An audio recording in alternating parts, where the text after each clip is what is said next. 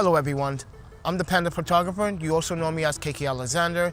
Welcome to this channel. If you're new to this channel, please do subscribe if you like the content. So watch the content first, then if you like it, then you can subscribe, you can hit the notification button. You can also follow me down on social media links down in the descriptions below. But I want to talk about last night's or Friday night's San Jose fashion shoot on the Sonic Runway. It was the last day of the Sonic Runway and I did videography work.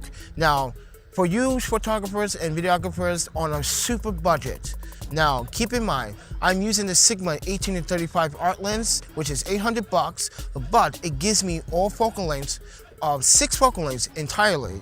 You give me 18, 20, 24, 28, 30, and 35. It doesn't have stabilization, but it does have one sweet spot, and that is the aperture at f1.8. So if you shoot in low light situations, you can open up all the way to f1.8, but in this situation, I opened up all the way to f2. I shot at ISO 800. I had a shutter speed at 150 of a second, but here's the kicker.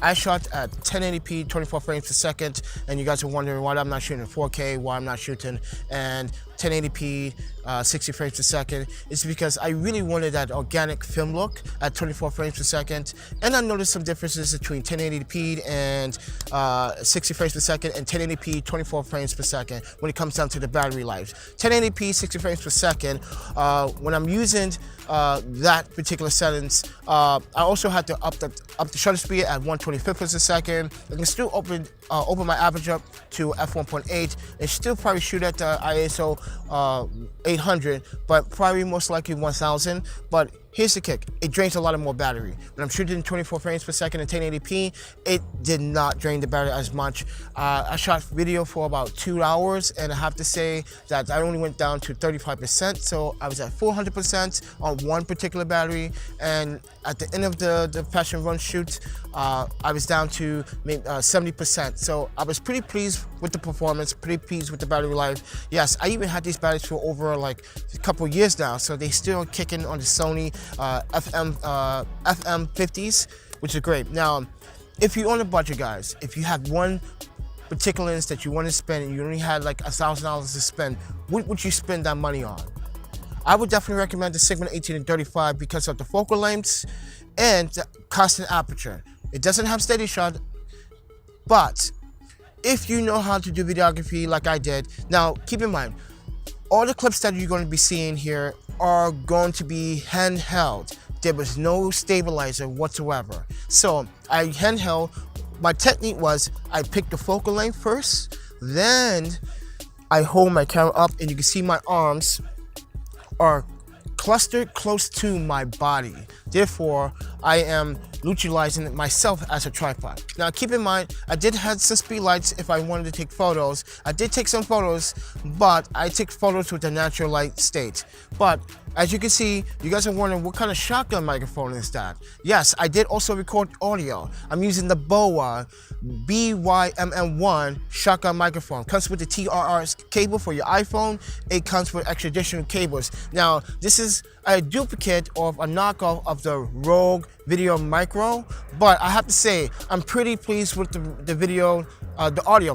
audio capabilities with the shotgun microphone. Got it on top of the Godox XT1 trigger because I did have the speed lights up and running. But I have to say, I'm pretty pleased with the audio. You might be pleased with the audio, but all the footage that you see here was manually shot, so I manually focus at all times. So therefore, I wasn't doing autofocus, which I could have done autofocus, but as a videographer, I want to stress enough that you need to manual focus when you need to, because you might want to buy some Samyang lenses that are pretty damn cheap as well. So if you want to go on a cheaper budget and buy some Samyang lenses, I definitely recommend that. I've been using Samyang for about 4 years now. I have to say the UMC lenses are fantastic, and the T1.5 35mm cinema lens is probably the lens that you might want to use. They have a 24, they have a, I think a 14, I believe, but I never tried it. So I did have all the same lenses. I had the 14, I had the 24, I had the 35, I even have 50, 85, and I even have the 135, which is pretty amazing lens. They're not T lens. The only T lens I had was the 35 T1.5, which was phenomenal. The transmission light is great, but if you're on a budget and you already have like a kit lens, or you have some cheap audio microphone, do what you can. Now with the audio situation, I had my decibels all the way down to 4, so I didn't have all my decibels up to like 15 or 20.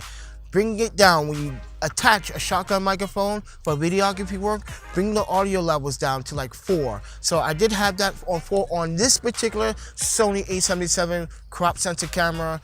It does have steady shot, so it does have an IBIS system inside, so it does move the sensor around for stabilization. Maybe that is a contributing factor to some of my footage, but other than that, this is what I'm trying to tell you guys. You don't need to feel very intimidated by these YouTube channels that show you some very high-end gear. Now, when you become great at what you do as a videographer and you step it up and you can afford the gear, that's when I would say and recommend that go for it.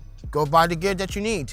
Make sure that you're pretty pleased with it. Now, keep in mind, always get warranties when you purchase these items, so if you need to return them, therefore you get a replacement or your money back. But other than that, guys, this has been a really pleasure shooting videography work with you guys, and I really wanted to do this video for quite some time to show you the video capabilities. Now, if you haven't seen any of my past tense content on this channel about speed lights or how I do my videography work, I should definitely really check that out. You see me really put in the work when it comes down to the videography. But other than that, guys, I will be color grading this. I did have it at a neutral profile at -1 contrast, -1 saturation, -1 sharpness. Normally, I would bring all the contrast down, all the saturation down, and all the sharpness down. But I'm going to do some just light color grading to this, so you guys be pleased with the color grading.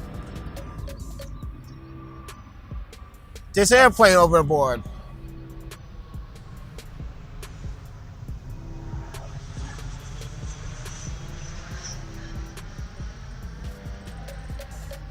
All right, other than that, guys, please do the best you can with the gear that you have.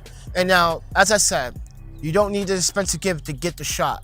It's all about you, the videographer and the photographer that wants to present their work on this platform, YouTube or Twitch or Patreon, whatever platform you share your content.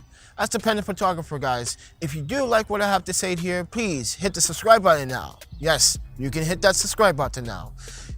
Hit the notification button to see more content. Follow me on social media. All the links are down in below. And if you want to support this channel financially, you can do that as well by hitting that PayPal donation button. It really helps me out, guys. But with that said, eat, sleep, photography, videography, and repeat. And I will see you guys in the next video. Peace.